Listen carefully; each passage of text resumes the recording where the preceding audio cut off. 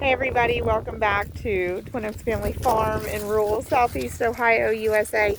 Hey, recording on October 16th, 2024, but this will be for upload in the near future. Weather has changed in Southeast Ohio, USA for autumn of 2024. This morning we had frost, had icy windshields, and I think the high today is like 50 degrees, but it's cooler than that. I think it's in the 40s. So wanted to show you after the flock. We recently finished a flock of meat birds. We started out with about 434 of them, and we actually lost 20 of those to flock mortality. So we wanted to let you know numbers on how that flock turned out. So started with 424, lost about 20 to flock mortality. A couple of reasons at different points. Some failure to thrive with some very young ones, some heart failure with some nearly finished ones, and we had several that we really believe had got turned over on their back when it was like a stretch overnight, when we weren't in the barn as frequently, and ended up being a mortality due to suffocation risk from being on their back and not being able to keep breathing. And that is a risk for meat birds at times. So ended up taking, so that would take you to 414. So ended up taking 408 out of the 434 to the processor. So where's the discrepancy between the ones we lost and the ones we took? We do have 6 Cornish hot cross meat chickens from this flock that we did not take to the processor. So actually that's what we're going to do. Oh, that's going to bang, which we try to avoid. But so it's windy, it's crazy. So we had 6 that we did not take to the processor. So we're going to go into the barn and get a look at these 6 birds that didn't go to processing. And actually they look good for the most part. One of them would not finish successfully as a meat bird under any circumstances because it's the bird that had the scissor beak deformity. The other 5 actually looked pretty good. They were just on the light side. They were small, and I didn't want to take them to processing because we are charged by the individual bird, and so even if the bird is smaller than ideal, we're charged the same amount as the birds that are more of the ideal finish size that we want. And so the thing with the smaller bird is then in the finished product, you get a much smaller product. And for most of what we sell, we're selling it by the pound. So if I pay the same to have it processed, but then I get less poundage out of it and can't sell it for as much, then it's sometimes there's a fine line where if it's just a handful of birds, it's probably better off just to keep them here. We can choose to butcher them for ourselves.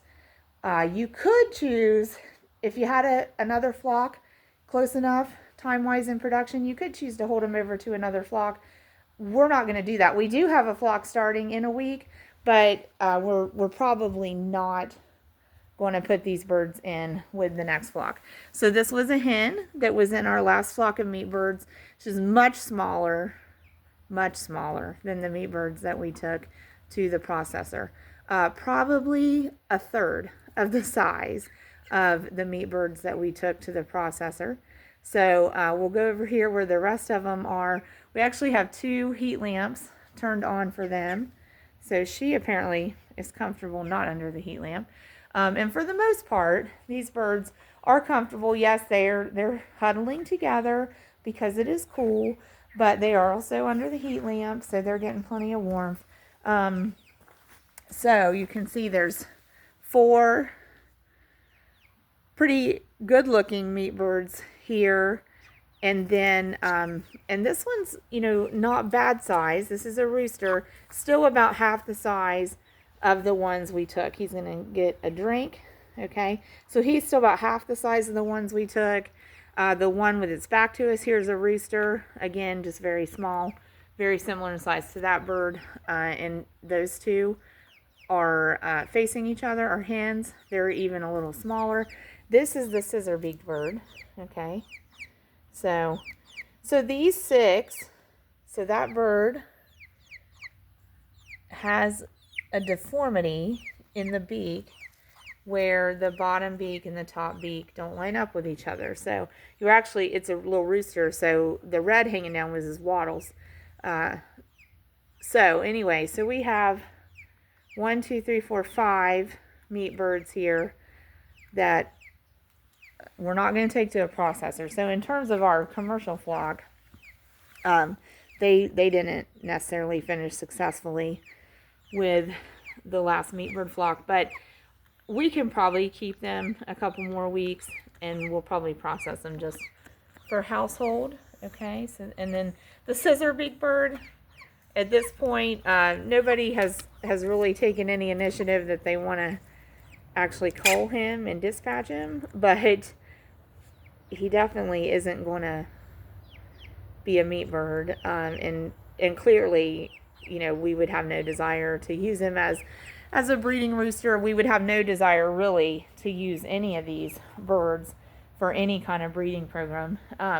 The only bird of the 5 that are,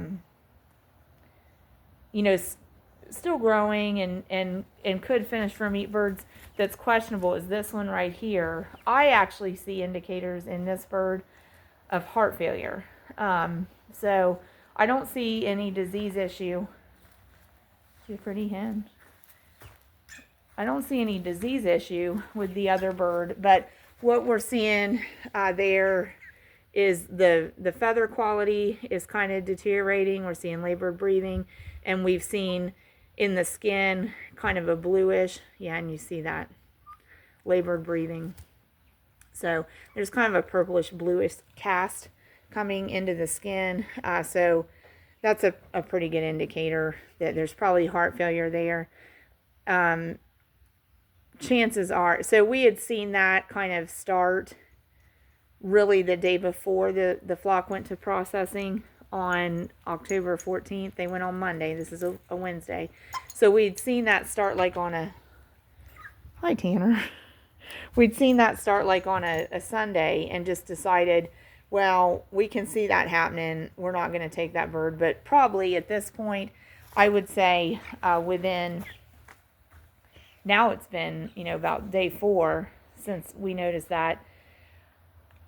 I think that bird may pass away of natural causes in a couple of days. But anyway, just wanted to show you the birds that were left. And this hardly ever happens. I mean, so there's one going back there.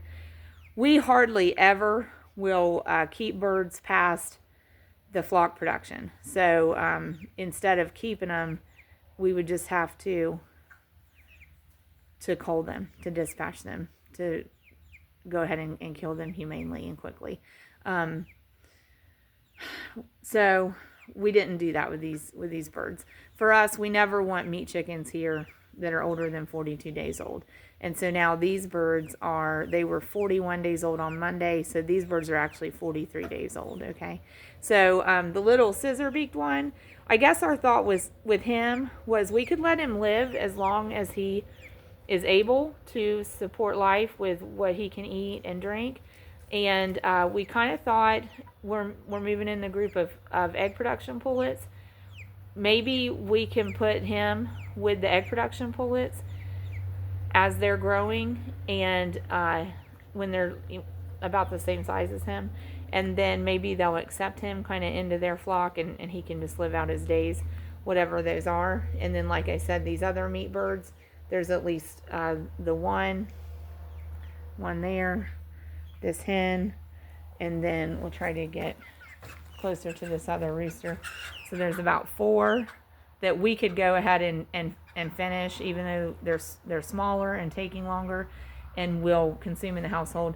And then, like I said, this one, it could still be consumed, but we see heart failure there, and probably just going to let that run its course, and that will probably end up being mortal for that bird. So anyway, we hardly ever keep them past 42 days, but these were just small. We decided not to take them to the processor, so they are still here.